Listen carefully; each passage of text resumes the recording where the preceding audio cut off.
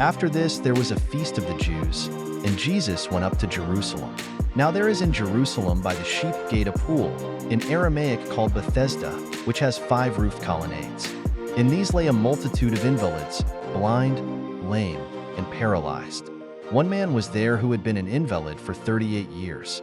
When Jesus saw him lying there and knew that he had already been there a long time, he said to him, "Do you want to be healed?" The sick man answered him, "Sir, I have no one to put me into the pool when the water is stirred up, and while I am going another steps down before me." Jesus said to him, "Get up, take up your bed and walk." And at once the man was healed, and he took up his bed and walked. Now that day was the Sabbath. So the Jews said to the man who had been healed, "It is the Sabbath, and it is not lawful for you to take up your bed."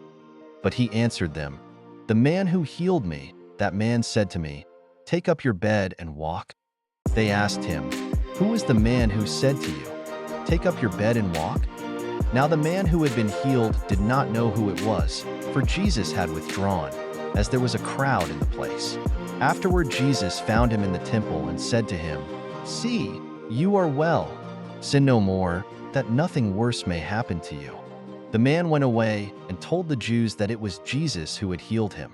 And this was why the Jews were persecuting Jesus, because he was doing these things on the Sabbath. But Jesus answered them, "My Father is working until now, and I am working." This was why the Jews were seeking all the more to kill him, because not only was he breaking the Sabbath, but he was even calling God his own Father, making himself equal with God.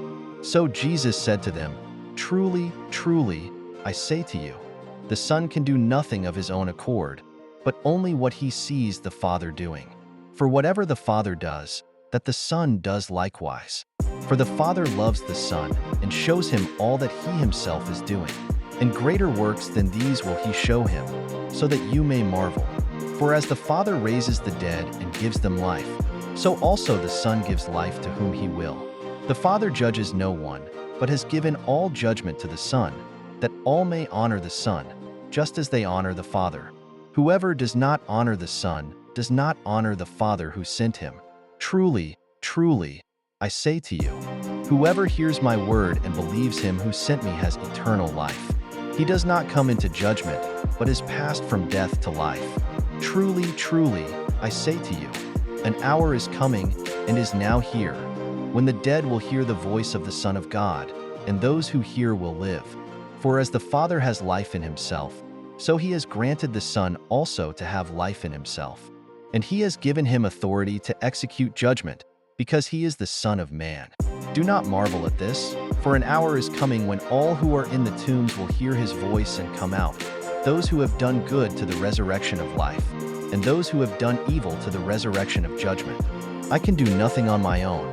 As I hear, I judge, and my judgment is just, because I seek not my own will but the will of him who sent me. If I alone bear witness about myself, my testimony is not deemed true. There is another who bears witness about me, and I know that the testimony that he bears about me is true. You sent to John, and he has borne witness to the truth. Not that the testimony that I receive is from man, but I say these things so that you may be saved. He was a burning and shining lamp, and you were willing to rejoice for a while in his light. But the testimony that I have is greater than that of John. For the works that the Father has given me to accomplish, the very works that I am doing, bear witness about me that the Father has sent me.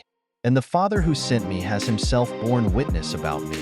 His voice you have never heard, his form you have never seen, and you do not have his word abiding in you, for you do not believe the one whom he has sent. You search the Scriptures because you think that in them you have eternal life, and it is they that bear witness about me, yet you refuse to come to me that you may have life.